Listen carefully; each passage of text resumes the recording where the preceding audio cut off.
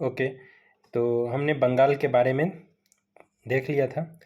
अभी हम देखते हैं पंजाब और मैसूर के बारे में। तो बंगाल में पढ़ लिए थे, अब पंजाब और मैसूर का थ्योरी देख लेते हैं। उसके बाद हम घटना चक्र के जितने क्वेश्चंस हैं सारा क्वेश्चंस लगाएंगे।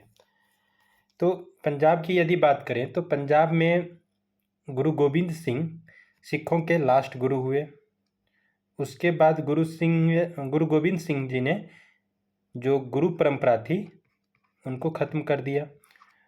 तो गुरु के अंतिम गुरु 10वें गुरु कौन थे? गुरु गोविंद सिंह। तो गुरु गोविंद सिंह के गुरु गोविंद सिंह की मृत्यु हो जाने के बाद बंदा बहादुर सिखों का नेतृत्व संभाला।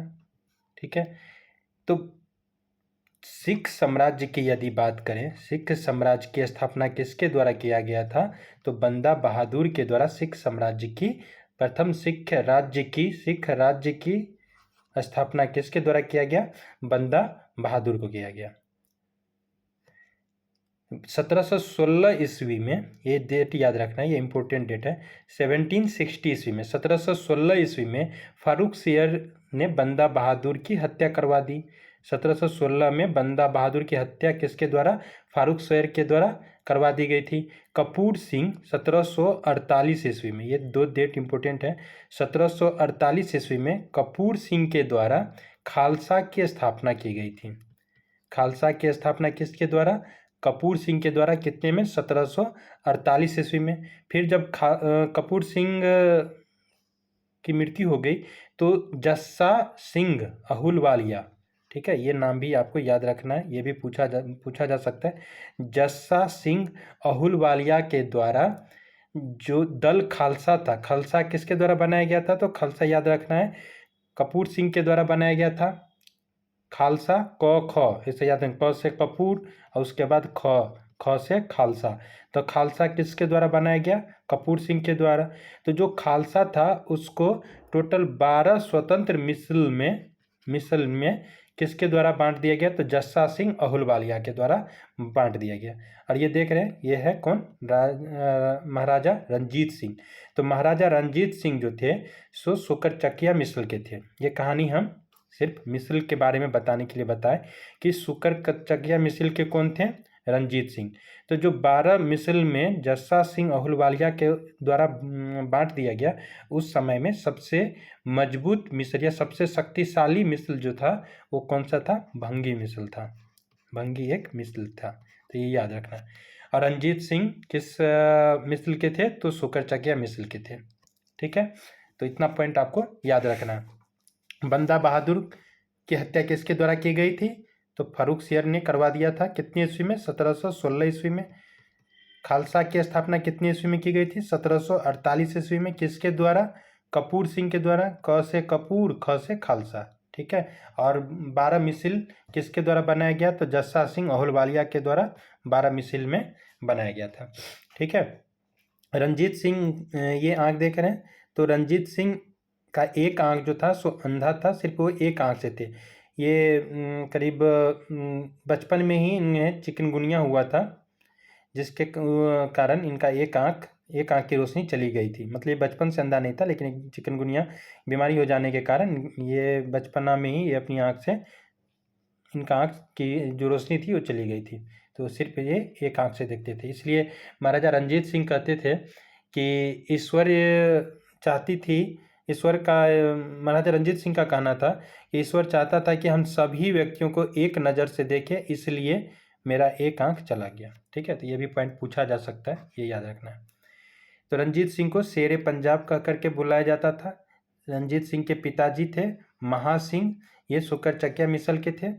अमृतसर, और रंजीत सिंह की यदि हम शासन पीरियड देखें तो कितने ईस्वी से?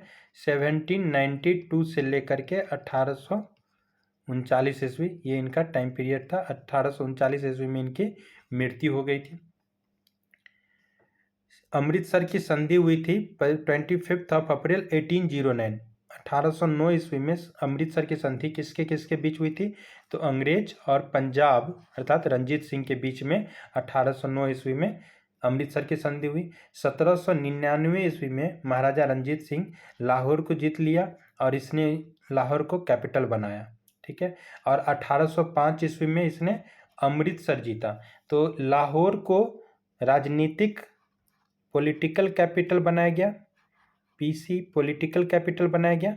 और 1805 में जो अमृतसर जीता उसे उसने रिलीजियस कैपिटल बनाया, अर्थात धार्मिक राजधानी 1805 में अमृतसर और 1799 में लाहौर में पॉलिटिकल राजधानी। इनकी महाराजा रंजीत सिंह की जो समाधि है वो लाहौर में है। पूछा जा सकता है कि समाधि कहाँ पे? लाहौर में है। 1839 ईस्वी में इनकी मृत्यु हो गई थी। अंग्रेज सिख युद्ध 30 मार्च 1849 ईस्वी के दिन पंजाब को ब्रिटिश साम्राज्य का अंग मान लिया गया था। मतलब अंग्रेज और सिख युद्ध हुआ था, टोटल 2 युद्ध हुआ सिख युद्ध। तो 30 मार्च 1849 ईस्वी को लॉर्ड डलहौजी उस समय में भारत के गवर्नर थे। तो 1849 ईस्वी में डलहौजी के द्वारा सिख को ब्रिटिश साम्राज्य में मिला लिया गया था 1849 में। इनमें आपको 2 युद्ध याद रखना है। चिलियांवाला का युद्ध, चिलियांवाला का युद्ध किसके किसके बीच हुआ था? तो अंग्रेज, ब्रिटिशर्स और पंजाब के बीच में हुआ था, मतलब सिख के बीच में हुआ था। और एक रामनगर का युद्ध, तो चिलियांवाला का युद्ध हुआ था 1849 में। और रामनगर का युद्ध ये भी सिख के साथ हुआ था, किया था अंग्रेज। तो रामनगर का युद्ध हुआ था 1848 में। महाराजा रंजीत सिंह की मृत्यु के बाद खड़क सिंह सिख संप्रदाय का उत्तराधिकारी बना था। खड़क सिंह के बाद ननिहाल सिंह थे, उसके बाद दिलीप सिंह। ये याद रखना है कि रंजीत सिंह के जाने के बाद मतलब दिलीप सिंह जो था सो सिख साम्राज्य का अंतिम शासक था, अंतिम राजा था या सम्राट था। दिलीप, अंग्रेज जब सिख पंजाब को ब्रिटिश साम्राज्य में मिला लिया तो दिलीप सिंह को इंग्लैंड भेज दिया। और जो कोहिनूर हीरा था, कोहिनूर हीरा महाराजा रंजीत सिंह के पास था। तो कोहिनूर हीरा फिर से दिलीप सिंह से लेकर के महारानी विक्टोरिया के मुकुट में लगाया गया। और वो कोहिनूर हीरा अभी तक महारानी विक्टोरिया के पास ही है। और ये यदि हम कोहिनूर की बात करें, महाराजा रंजीत सिंह के पास कोहिनूर कहाँ से आया था? तो अफगान के एक शासक थे जिनका नाम था शाह शुजा। ये याद रखिएगा, अफगान के एक शासक थे जिनका नाम था शाह शुजा। तो शाह शुजा ने रंजीत सिंह को कोहिनूर उपहार में दिया था। कहा जाता है कि ये शाह शुजा एक बार युद्ध करने आया था जिसके कारण इनका तोप किसी नदी में गिर गया था। तो रंजीत सिंह ने उस तोप निकलवा के शाह शुजा को वापस दिया था, जिससे इसी के कारण शाह शुजा ने कोहिनूर महाराजा रंजीत सिंह को सौंपा। फिर ये कोहिनूर दिलीप सिंह के पास गया और दिलीप सिंह से महारानी विक्टोरिया के पास गया। और ये कोहिनूर अभी तक महारानी विक्टोरिया के पास ही है। यदि हम और इसके बाद हम पंजाब क्वेश्चन देखेंगे, उसमें हम और डिस्कस करेंगे। मैसूर की बात करें तो मैसूर में 2 राजवंश है, 2 राजा का नाम आता है, एक हैदर अली और दूसरा टीपू सुल्तान। ठीक है, तो हैदर अली और टीपू सुल्तान मैसूर के बारे में आता है। तो हैदर अली 1720 ईस्वी से लेकर के 1782 तक, 1782 में हैदर अली का मृत्यु हो गया था। उस समय में मैसूर सेकेंड वार चल रहा था। तो उसके बाद टीपू सुल्तान मैसूर का सम्राट बना था 1782 में। मैसूर में वाडियार वंश का शासक था। बाद में जब टीपू सुल्तान को 1799 में अंग्रेज़ों के द्वारा मार दिया गया, तो 1799 के बाद वाडियार वंश के एक बालक जिनका नाम था कृष्णराज, उनको मैसूर का सम्राट बना दिया गया। ठीक है, हैदर अली का जन्म कितनी ईस्वी में हुआ था? 1720 में कहीं लिखा है, कहीं पे 1722 है, आपको याद रखना है। ये क्वेश्चन से पूछा नहीं जाता, लेकिन ये पूछाएगा कि मृत्यु कितनी ईस्वी में थी, तो 1782 ईस्वी में हुई थी। 1755 ईस्वी में हैदर अली दिंदीगुल एक किला था, उनका फौजदार बना था। और 1700, ये डेट याद रख रहा है, 1761 में हैदर अली मैसूर का शासक बना था। हैदर अली मैसूर का शासक कितने ईस्वी में बना था? 1761 ईस्वी में बनाया था। जो मैसूर के साथ अंग्रेज ने टोटल 4 युद्ध किया था। तो जो दूसरा युद्ध चल रहा था उस युद्ध में 1782 1782 ईस्वी में अंग्रेज के एक जनरल थे जिनका नाम था आयरकुट। आयरकुट, ये याद नाम रखना है, आयरकुट। अंग्रेज का एक जनरल था आयरकुट, जिसने पोर्तो नोवो के युद्ध में, आयरकुट पोर्तो नोवो के युद्ध में हैदर अली की हत्या कर दी थी, मतलब हैदर अली को मार दिया था। उसके बाद टीपू सुल्तान युद्ध की बागडोर संभाली और ये सेकेंड मैसूर वार 1784 ईस्वी तक चला था। तो आपको ये मैसूर की जो युद्ध हुई थी, ये भी युद्ध आपको याद रखना है क्योंकि ये भी इम्पोर्टेंट है, इससे पूछा जाता है। प्रथम मैसूर युद्ध जो हुआ था कितने ईस्वी में, 1767 से 1769 ईस्वी के बीच में हुआ था। और प्रथम मैसूर युद्ध मद्रास की संधि के तहत समाप्त हुआ था, ये संधि याद रखना है, ठीक है। प्रथम मैसूर युद्ध मद्रास की संधि के तहत समाप्त हुआ था। द्वितीय मैसूर युद्ध 1780 से 1784 ईस्वी तक चला था और यह मंगलोर की संधि के तहत समाप्त हुआ था, ठीक है। इस नाम में आप कंफ्यूजन मत करना, मद्रास और मंगलोर। मद्रास का जो युद्ध हुआ था वो फर्स्ट मैसूर वार हुआ था 1767 और 1779 में मद्रास की संधि हुई थी 1769 में, जिसके तहत पहला मैसूर युद्ध समाप्त हुआ। मंगलोर की युद्ध हुई थी, सेकेंड मैसूर वार हुआ था 1780 से 1784 ईस्वी में, और जिसके तहत 1784 में मंगलोर की संधि के तहत सेकेंड मैसूर वार खत्म हुआ था, ठीक है। थर्ड मैसूर युद्ध की बात करें तो ये हुआ था 1790 से 1792 और इसी में श्रीरंगपट्टनम की संधि हुई थी। और फोर्थ मैसूर युद्ध 1799 में हुआ था, जिनमें टीपू सुल्तान की मौत हो गई थी, उसकी हत्या कर दी गई थी। उसके बाद एक पॉइंट और याद रखना है कि पहला मैसूर युद्ध जो हुआ था जिसमें किसका विजय हुआ था, अंग्रेज की पराजय हुई थी और हैदर अली पहला मैसूर युद्ध जीत लिया था। उस समय में अंग्रेज का गवर्नर जनरल कौन था, वेरलेस्ट था। सेकेंड मैसूर युद्ध में हैदर अली की मौत हुई और टीपू सुल्तान शासक बना था। उस समय में वारन हेस्टिंग्स, ये इम्पोर्टेंट है, पूछा जाता है कि वो सेकेंड मैसूर युद्ध जब हुआ था उस समय में भारत का गवर्नर कौन था, गवर्नर जनरल, तो वारन हेस्टिंग्स सेकेंड मैसूर युद्ध के दौरान भारत के गवर्नर जनरल थे, जो कि 1780 से 84 ईस्वी के बीच लड़ा गया और मंगलोर के संधि के तहत समाप्त हुआ था। इस युद्ध में किसी की हार या पराजय नहीं हुई थी, मेनली इसमें हैदर अली की मृत्यु हो गई थी। थर्ड मैसूर युद्ध में टीपू सुल्तान पराजय हार गया था, थर्ड मैसूर युद्ध, जो कि 1790 से 92 ईस्वी में हुई थी और श्रीरंगपट्टनम की संधि हुई। उस समय में भारत का जो गवर्नर जनरल था वो था लॉर्ड कॉर्नवालिस। ये दो नाम इंपॉर्टेंट है, Warren Hastings and Cornwallis. Third Mysore युद्ध कॉर्नवालिस के शासनकाल के समय हुई थी और श्रीरंगपट्टनम की संधि हुई, जिसके तहत टीपू को टोटल 3 करोड़ रुपए अंग्रेज को देने थे और ये पैसा अंग्रेज तब को देने थे।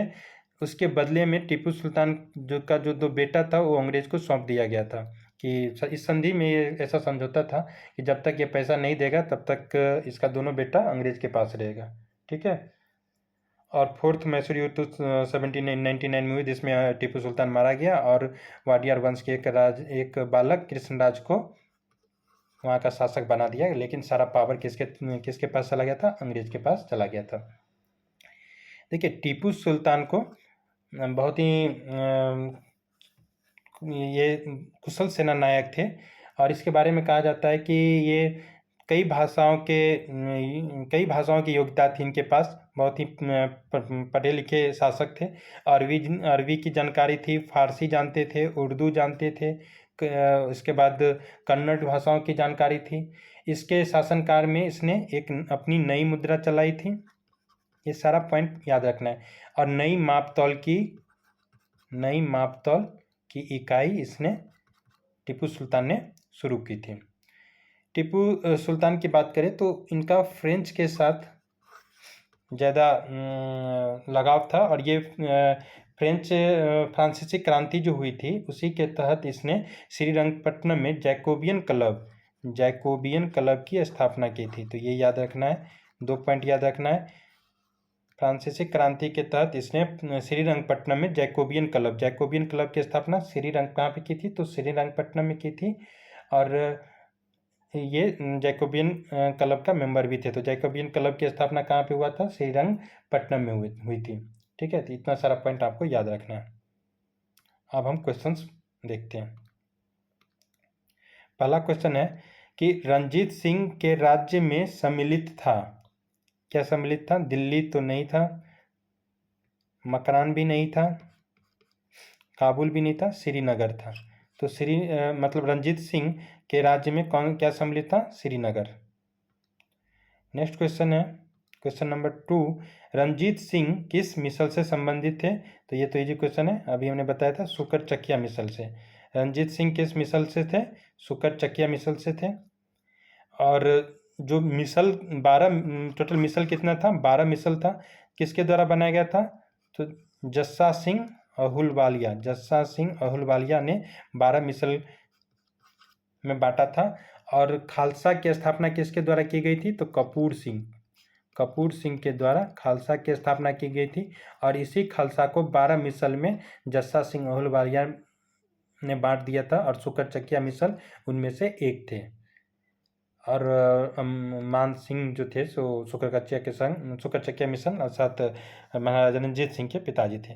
नेक्स्ट क्वेश्चन है, महाराजा रंजीत सिंह के राज्य की राजधानी थी? महाराजा रंजीत सिंह के राज्य की राजधानी, तीसरा का सी हो जाएगा। देखिए, अमृतसर जो था सो रिलीजियस कैपिटल था, लेकिन यदि राज्य की राजधानी पूछे ना तो पॉलिटिकल राजधानी होता है। तो पॉलिटिकल राजधानी कहाँ पे था? लाहौर में। ठीक है, और लाहौर कितनी ईस्वी में जीता था इसने? 1799 ईस्वी में। अमृतसर कितनी ईस्वी में जीता था? 1805 ईस्वी में। अमृतसर की संधि कितनी ईस्वी में थी? 1809 ईस्वी में। तो ये डेट सब आपको बार बार रिवाइज करना है, जितना रिवाइज कीजिएगा उतना याद रहेगा, क्योंकि अब एग्जाम्स में डेट्स ज़्यादा पूछे जाते हैं। नेक्स्ट क्वेश्चन है, रंजीत सिंह ने सुप्रसिद्ध कोहिनूर हीरा प्राप्त किया था? तो हम थ्योरी में बताए थे। देखिए, एक बार थ्योरी पढ़ लेंगे ना तो सारा क्वेश्चन आ जाएगा। किससे? अफगान का शासक था शाह शुजा, इससे कोहिनूर हीरा प्राप्त किया था। और ये कोहिनूर हीरा फिर दिलीप सिंह के थ्रू किसके पास चला गया? महारानी विक्टोरिया के पास। और अभी तक विक्टोरिया के पास ही कोहिनूर है। नेक्स्ट क्वेश्चन है, निम्नलिखित में से किसने कहा था ईश्वर की इच्छा थी कि मैं सब धर्मों को एक निगाह से देखूं, इसलिए उसने दूसरी आंख की रोशनी ले ली? तो ये किसका कहना था? महाराजा रंजीत सिंह का। Option number A. Next question है, महाराजा रंजीत सिंह के उत्तराधिकारी कौन थे? तो खड़क सिंह। महाराजा रंजीत सिंह के बाद खड़क सिंह आए थे। उसके बाद बात करें तो नौनिहाल सिंह जी थे। उसके बाद दिलीप सिंह जो था सो अंतिम उत्तराधिकारी था सिख संप्रदाय का। दिलीप सिंह को उसके बाद भेज दिया इंग्लैंड, और दिलीप सिंह की मृत्यु हो गई थी पेरिस में। नेक्स्ट क्वेश्चन है, सिख राज्य का अंतिम राजा कौन था? तो अंतिम राजा दिलीप सिंह था। 7 का डी हो जाएगा करेक्ट आंसर। ठीक है, 7 का D, Dilip Singh. Next question है क्वेश्चन नंबर 8, पंजाब के पूर्व महाराज दिलीप सिंह के विषय में निम्नलिखित में से कौन सा एक कथन सत्य है? 23 अक्टूबर 1893 ईस्वी को उसका निधन हो गया था, बिल्कुल सही है। 1893 में महाराजा रंजीत सिंह की मृत्यु हो गई थी। नासिक में उनकी अंत्येष्टि हुई थी, ये गलत है। कौन सा कथन सही है? तो इसका करेक्ट आंसर ए हो जाएगा। ठीक है, और देखिए, आपको अक्टूबर से याद आना चाहिए, अक्टूबर में क्या हुआ था? अभी हमने पढ़ा है 22 और 23 अक्टूबर को कुछ हुआ था। क्या हुआ था? तो बक्सर की युद्ध हुई थी। कितनी ईस्वी में? 22 अक्टूबर 1764 को।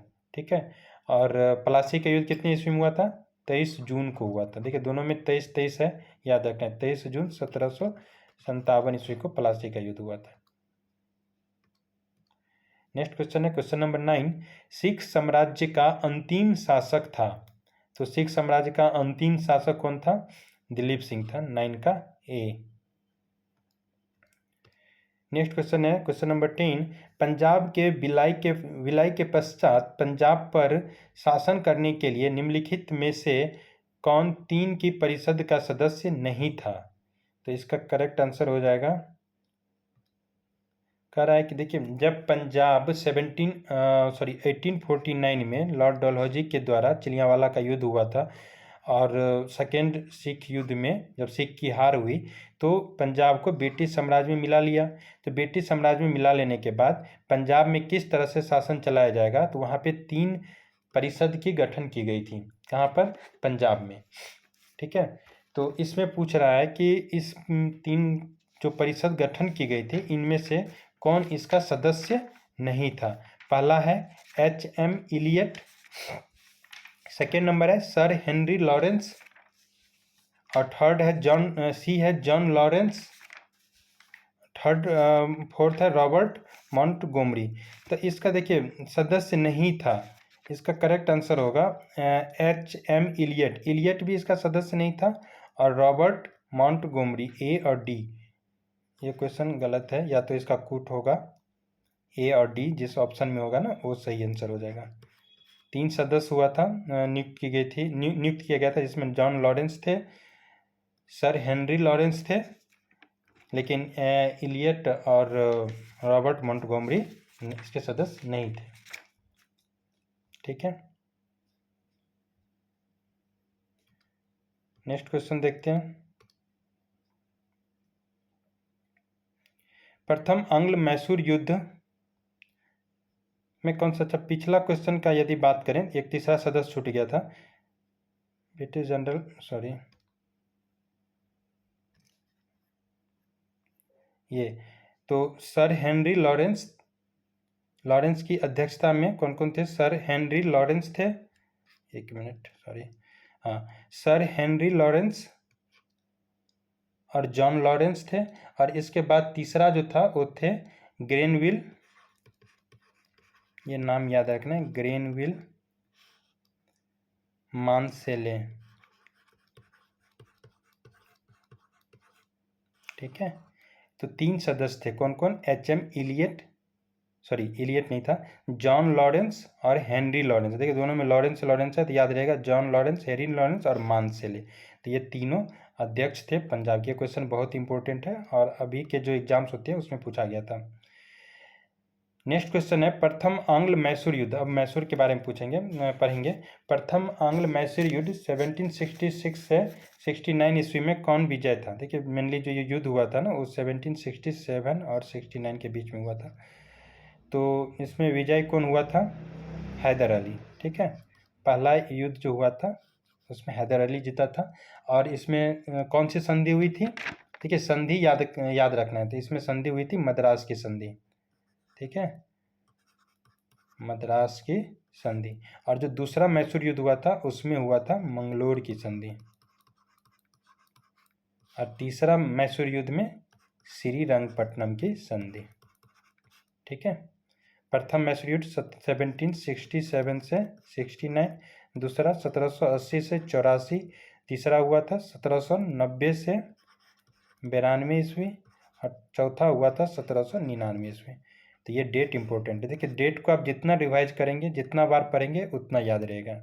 इसलिए हम अपने जो भी लेक्चर होता है उसमें डेट को ज़्यादा बार रिवीजन करते हैं, जिससे याद रहेगा।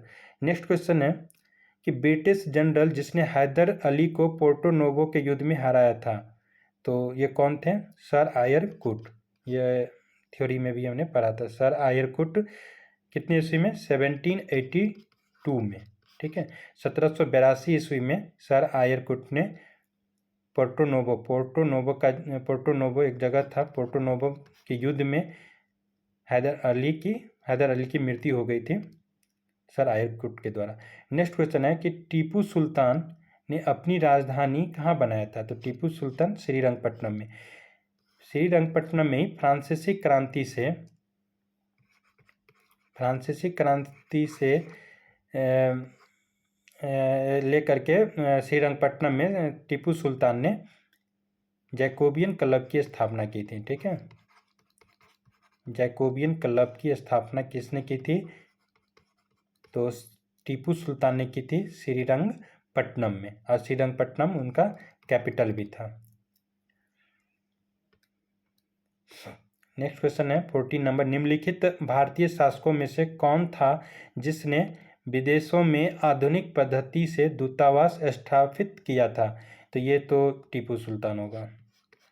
टीपू सुल्तान देखिए इसलिए कहा जाता है ना कि ये बहुत ही योग्य शासक था। उस समय में उसने अंग्रेज पूरी तरह से मैसूर पे लगा था और मैसूर की मैसूर शक्तिशाली था।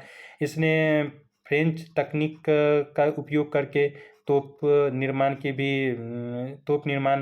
कारखाना खोला था अपनी जगह, अपने मतलब से श्रीरंगपट्टनम में।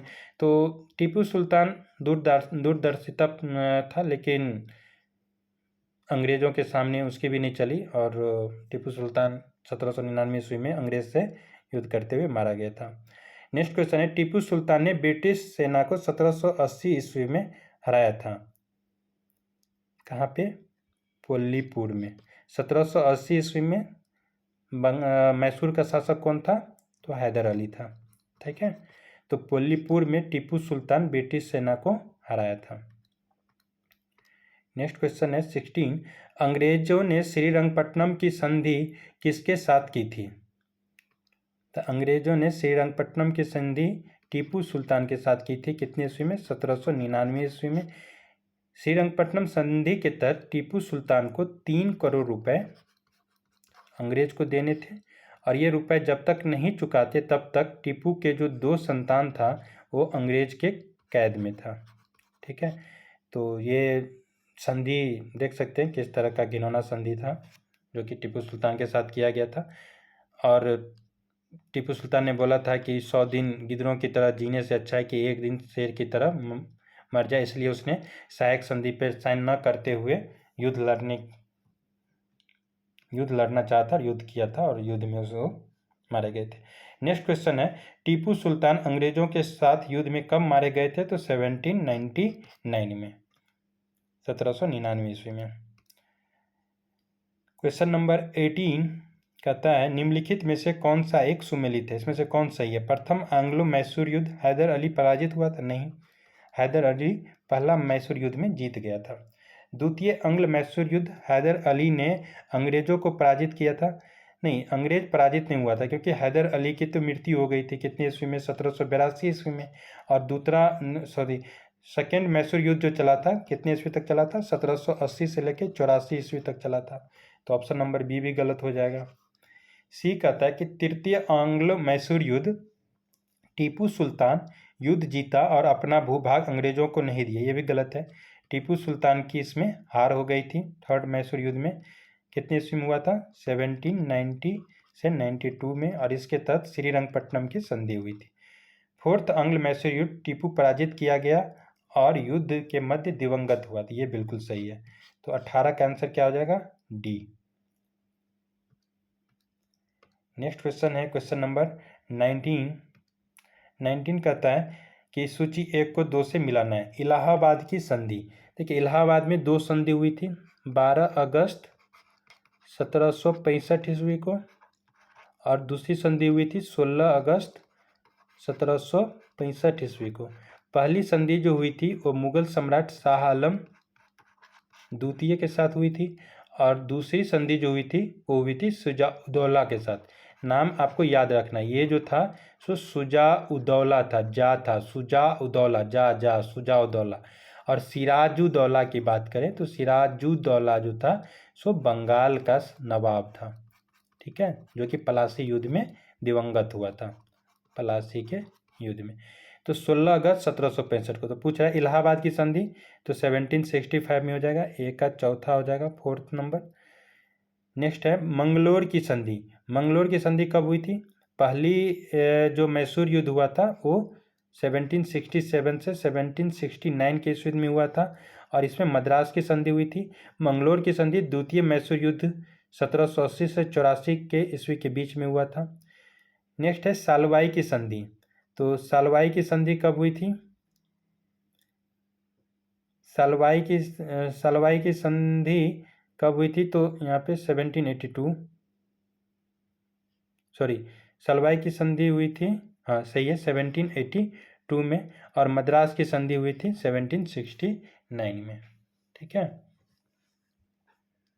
तो इसका करेक्ट आंसर क्या हो जाएगा? Option number 4213, 4231 option number A हो जाएगा। नहीं सॉरी, 4213 ऑप्शन नंबर सी हो जाएगा। ठीक है, 19 का सी हो जाएगा। क्वेश्चन नंबर 20, बेगम समरू ने एक अति प्रसिद्ध चर्च का निर्माण करवाया था। बेगम समरू जो थे सो कहाँ पे चर्च का निर्माण किया था? तो सरधना में किया था। ठीक है, नेक्स्ट क्वेश्चन, क्वेश्चन नंबर 21 कहता है कि निम्न कथनों में से कौन सा एक सही नहीं है? जो सही नहीं है उसे चूज करना है।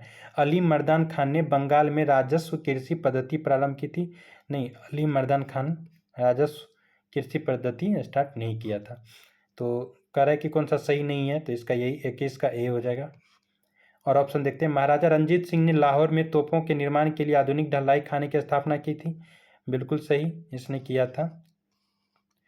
आमेर में सवाई जय सिंह ने यूक्लिड के रेखागणित के तत्वों को संस्कृत में अनुवाद किया था। ये भी सही है। और मैसूर में टीपू सुल्तान ने श्रृंगेरी मंदिर में देवी शारदा की मृदु के मूर्ति के निर्माण के लिए धन दिया था। तो ये भी सही है। देखिए, टीपू सुल्तान जो जगत गुरु शंकराचार्य थे ना, इनसे प्रेरित होकर के मंदिर निर्माण कार्य बहुत ज़्यादा किया था। ठीक है, और बहुत सारे मंदिर को दान भी दिए थे। नेक्स्ट क्वेश्चन है क्वेश्चन नंबर 22, ये लास्ट क्वेश्चन होगा। निम्नलिखित क्वेश्चन कर रहा है कि निम्नलिखित कथनों पर विचार कीजिए। पानीपत की तृतीय युद्ध में अहमद शाह अब्दाली ने इब्राहिम लोदी को पराजित किया था। पानीपत की तृतीय लड़ाई में अहमद शाह अब्दाली ने इब्राहिम लोदी, गलत, ये जो इब्राहिम लोदी तो पानीपत की प्रथम युद्ध जो हुआ था 1526 ईस्वी, इस युद्ध में बाबर और इब्राहिम लोदी के बीच हुआ था। द्वितीय युद्ध, पानीपत की द्वितीय युद्ध हुई थी 1556 ईस्वी में, जिसमें हेमू और अकबर के बीच में लड़ा गया था। और थर्ड पानीपत की जो युद्ध हुई थी 1761 ईस्वी में, इसमें अहमद शाह अब्दाली ने किसको हराया था? तो मराठा को हराया था। ठीक है, तो पहला गलत हो जाएगा। नेक्स्ट है, तृतीय आंग्ल मैसूर युद्ध में टीपू सुल्तान की मृत्यु हुई थी। ये भी गलत है। तृतीय आंग्ल मैसूर युद्ध में नहीं, फोर्थ मैसूर युद्ध में टीपू सुल्तान की मृत्यु हुई थी। ऑप्शन नंबर थर्ड कराए, प्लासी के युद्ध में सिराजुद्दौला की पराजय के लिए मीर जाफर ने अंग्रेजों से मिलकर षड्यंत्र किया था। तो ये बिल्कुल सही है। ऑप्शन नंबर 3 मतलब बी इसका सही हो जाएगा। ठीक है, 22 का बी हो जाएगा सही। Okay, thanks for watching. Please like, subscribe and share this channel for your friends. Thank you.